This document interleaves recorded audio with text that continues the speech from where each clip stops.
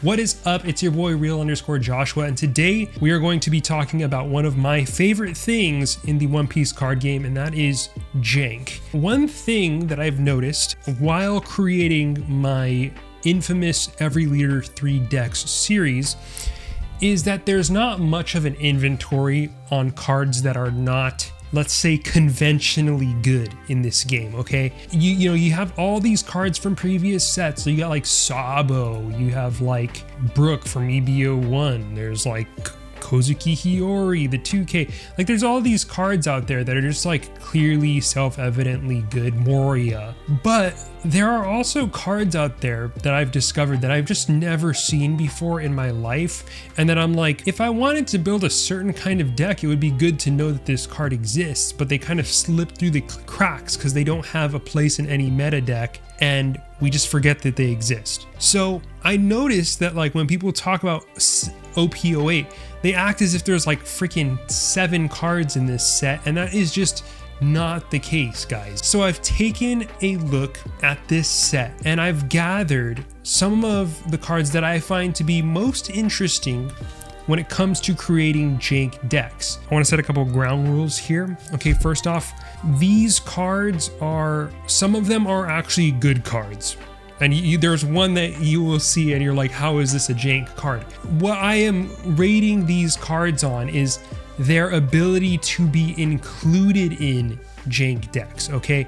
I'm not saying that every card itself on this list is going to be Jank. It's just how will they potentially enable Jank builds that previously had weaknesses that made it so that they could not be played seriously. Okay, we're not going to run these cards seriously, but we might have a chance of winning with them in some way, shape, or form if we run these extra help cards. So I've put together this list of cards, and I'm going to go through each of them one by one, because these are the cards that from OP08 that I consider to be the finest in Jank tech.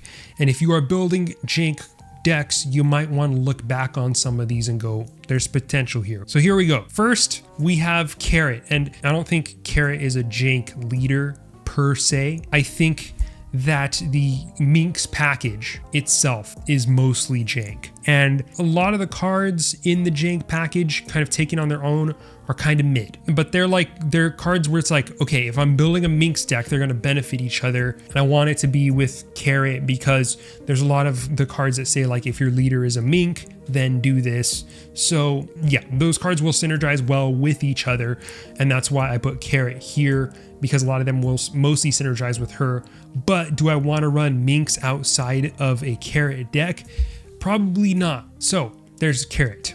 Next, we have a couple Drum Kingdom cards. Drum Kingdom is its own archetype in this. That's going to be mostly useful, I think, in the Chopper deck that's coming out. But yeah, Kumo Marimo. If you control a chess, KO up to one of your opponent's characters with 3,000 power or less. Then there's Chess. Give up to one of your opponent's characters minus 2,000 power for this turn. Then if you control no Kumo Marimo, play a Kumo Marimo from your hand. Okay, so 3 Dawn, you can play this, give something minus 2k power, and then KO something with 3k power or less. So if your opponent has a 5k on the board, you could play this and then this and KO an opponent's character, which is pretty good.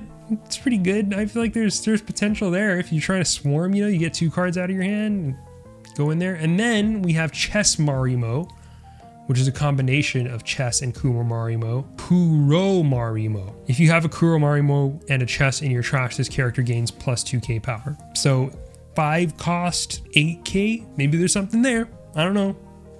It's for you to find out. Okay, that's all that we have for the red. I'm kind of intentionally leaving my face big so that I don't spoil every single card on this list, by the way. Okay, next we have Aphilandra, an Amazon Lily card. Okay, so if there's maybe some Amazon Lily. This could be good in Nami, maybe? Place up to 1 character with cost, oh wait, no. never mind. It's not good in Nami. But this could be good in like Boa. And the reason why I have this here is because, I mean, it's a 2K.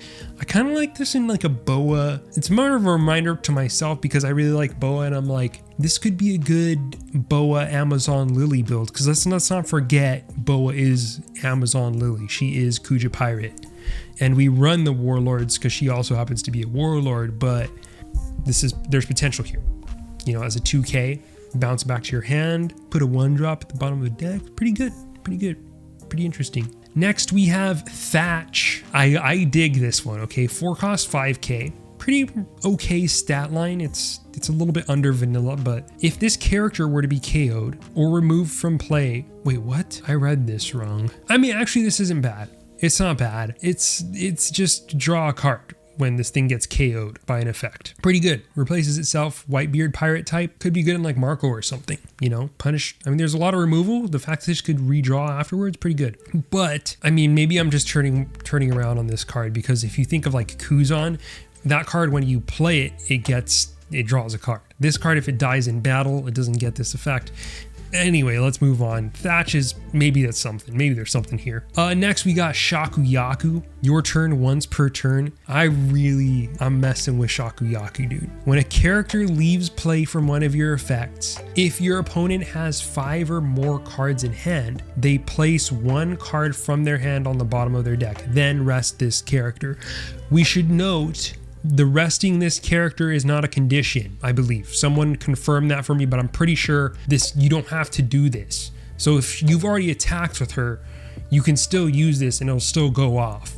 So you could theoretically use this every turn. So you could keep your opponent at 4 cards in hand. I've been putting together ideas for like a hand hate deck, and this is a good engine in that, because you get her on the board. You can use her the turn that you play her, but I feel like you're kind of disincentivized if you want to get an attack in. But yeah, on a future, you can just play her. You can use this immediately, or you can wait till the next turn if your opponent doesn't have that much removal. Then you can use this because you can attack and then use the effect. So hand hate decks want this. They want this, all right? This is an ongoing engine. You get 2 cards out of this, dude. Imagine you just play like freaking 2 Shakuyakus, bro. This against Nami goes crazy. Maybe this doesn't go that hard against Nami, but I think it's still, I think it's a cool card. Next, we have Namul, which is basically, this is the 5 cost ace blocker, but it costs 3, the blue one. Same effect, draw 2 cards, then return 2 cards from your hand to the bottom of your deck in the order of your choice. This is really good to me if I'm thinking about Sanji setup. I was using that ace card before.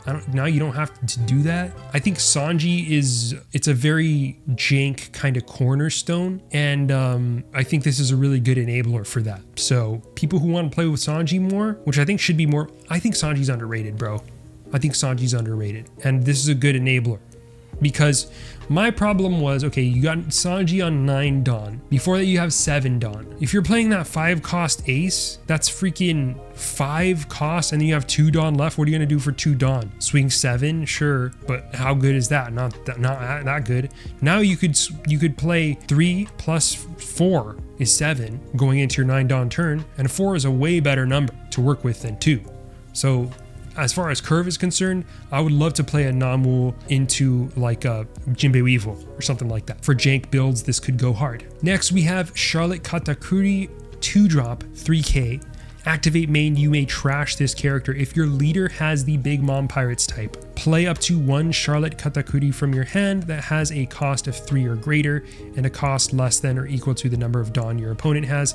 This is basically like the baby Vinsmokes as a Katakuri, because this can, when your opponent has 8 Dawn or something, you get rid of this and then you can bring out a freaking 8 cost Katakuri, right? Am I losing it here? This is how this works, right? If your opponent has 8 Dawn, play a 2 cost freaking Katakuri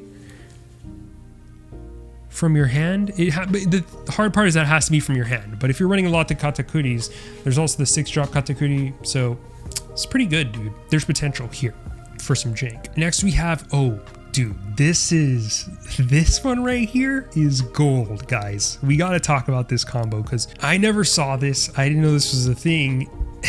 And I saw this and I'm like, when can I play purple again so I can use this? Activate main once per turn. Dawn once per turn, dude. You could do this. Dawn -1. Play up to 1 Cracker Soldier from your hand. What is Cracker Soldier, you may ask? Oh, here's Cracker Soldier. Per the rules, you may have any number of this card included in your deck. So we could make a freaking Cracker Soldier army, bro. And it's a 5-cost 5k blocker. So we would not really want this in our deck normally. But I mean, with some Charlotte Crackers, maybe some potential. Now that I realize it's a 5-cost 5k, but you get Dawn -1. It's pretty good. We'll need to think about this one more. This one will require a bit more thinking. But this is this is peak jank right here, dude.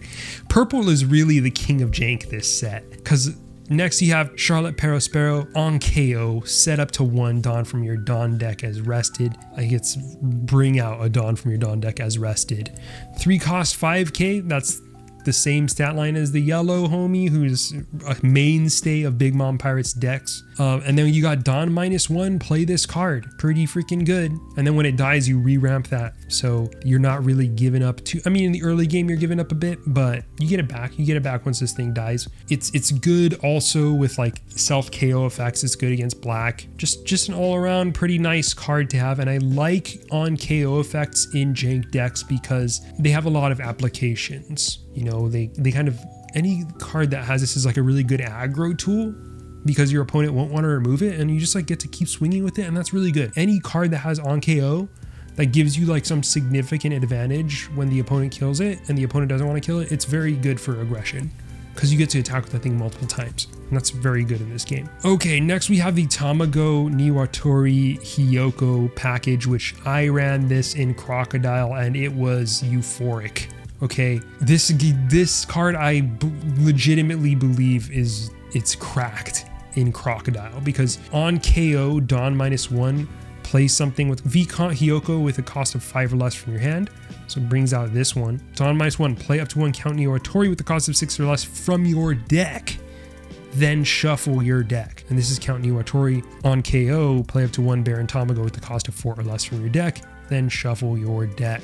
Okay guys, this is good. This is good. You just keep the cycle going, and then Dawn -1, you bring out another one. The only thing you can't get from your deck is you need to have the Tamago into Hiyoko combo. You know, you have to have Tamago on the field and then Hiyoko in hand for that to work. But you could, if you miss the 3-drop Tamago, you can always just raw play the Hiyoko, and then the chain begins there. The chain begins there, guys. So if you get a couple of these on board, they just keep cycling and they're in your deck, so you just keep bringing them out. It's a really cool engine, and I feel like there's a lot of potential here that I want to keep exploring in purple decks. Maybe like some purple black, bringing stuff out from your graveyard, like your trash.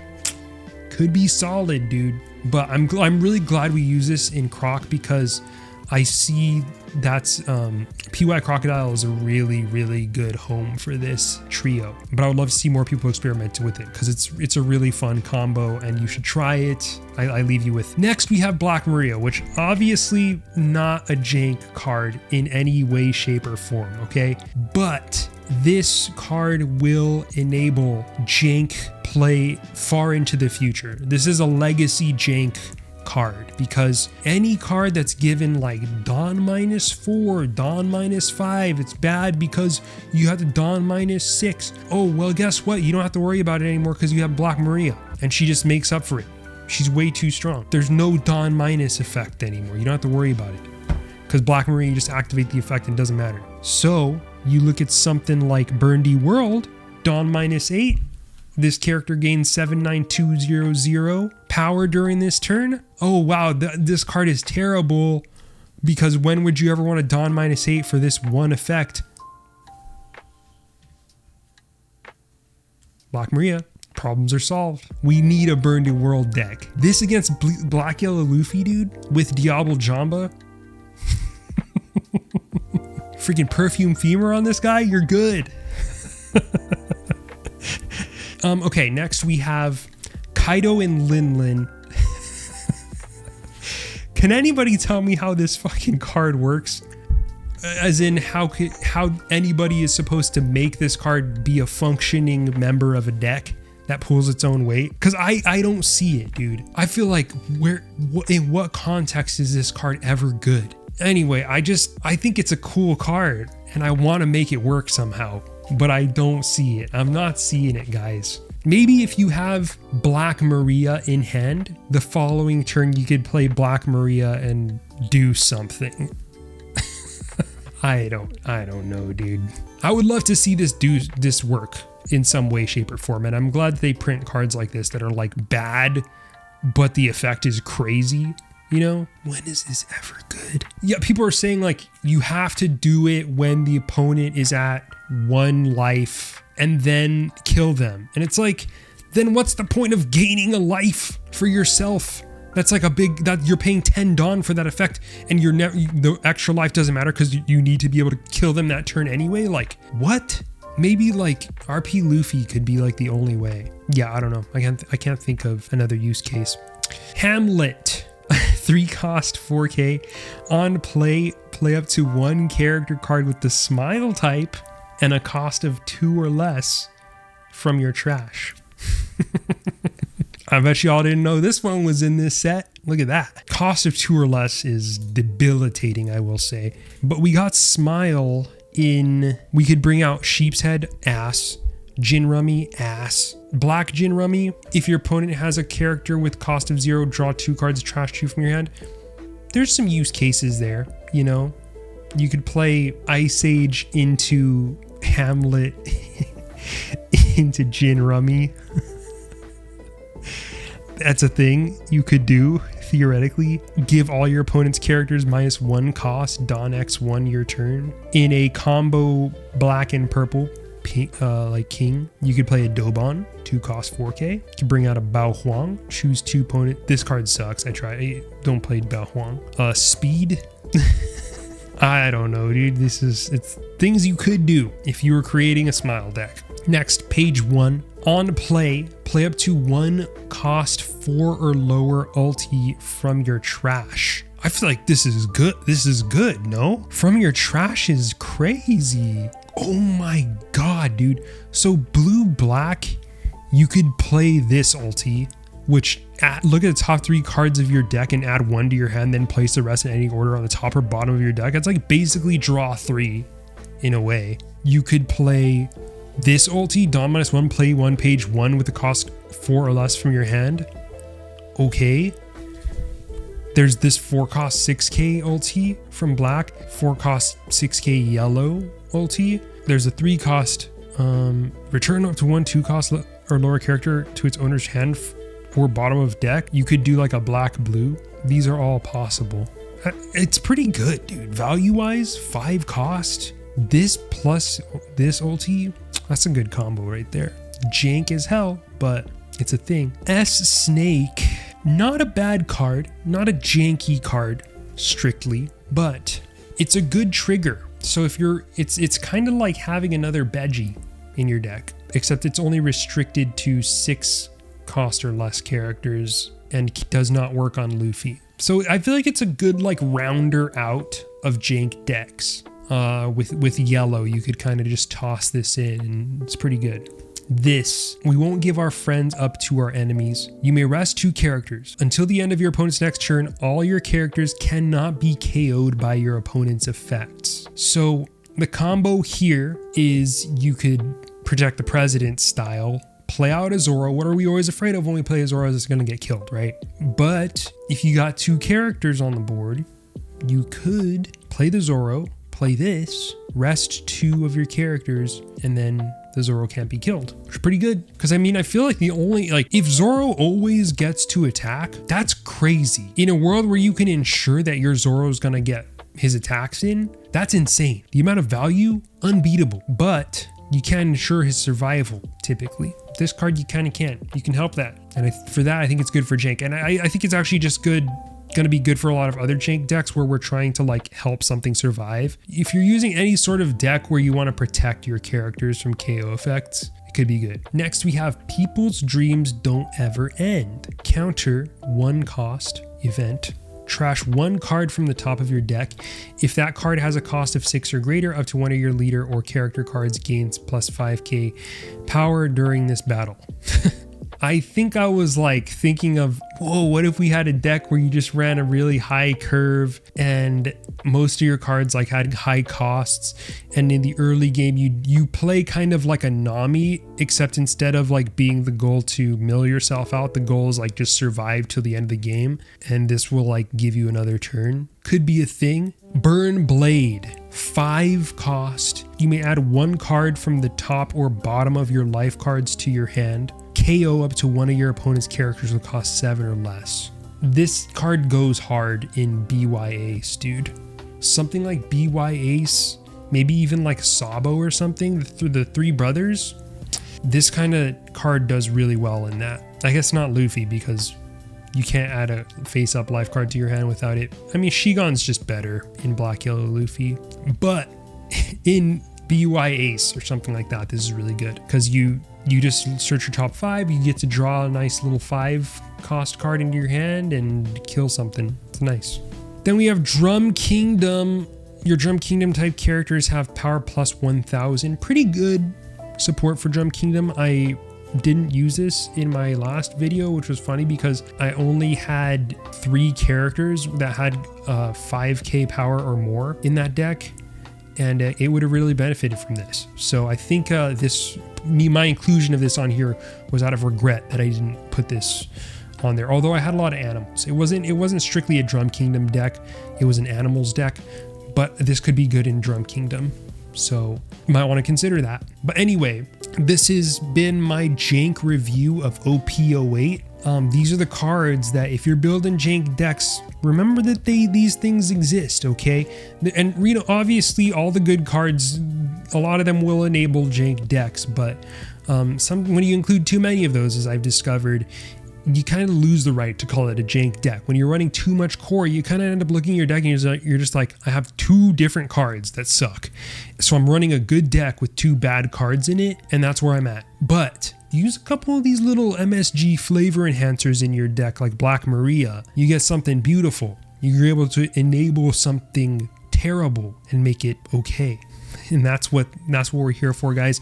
So if you have any more ideas about Jank, any inspiration on OP08, let me know, because I'm always looking for this stuff, always looking to create the absolute worst abominations, travesties of decks. It's what prevents me from burning out from all the hours that I put into this game, and I want to see your ideas for stuff, because I see a lot of stuff in here and I'm like, there's just like a lot of, well, if you have a whitebeard pirate, just you put this card in your whitebeard pirate deck and it's really good. It's like, I mean, we could do that, but it's not really Jank if you're just running the packages they give you, unless the packages are really bad, then we can talk. Shouts out Charlotte Poir, by the way. Anyway, thanks so much for watching. I hope you had fun. Again, please let me know if you have any ideas for Jank in this set. Put those in the comments below. I'm sure I missed some, and I don't want to miss this stuff, because someone was like, oh, in this video today for the RG Law video, someone was like, you could fill up your entire board with a single Dracula Mihawk, 3 cost. You could play an entire board worth of stuff if you have the right cards in hand. Crazy. I'm like, I missed that combo. And I'm sad I did, because of course I want to freaking fill up my entire board. You know how many clicks that shit would get? Thanks so much for watching. I am your boy real_Joshua. Check out my Twitter at Hi There Josh. You can find me on YouTube at real_Joshua. And if you are watching this on YouTube, you can check me out on Twitch at real_Joshua. Just get the alerts and you'll know when I go live, because I don't really have a schedule at this point, so I apologize for that. But yeah, and we will see you in the next one. Later.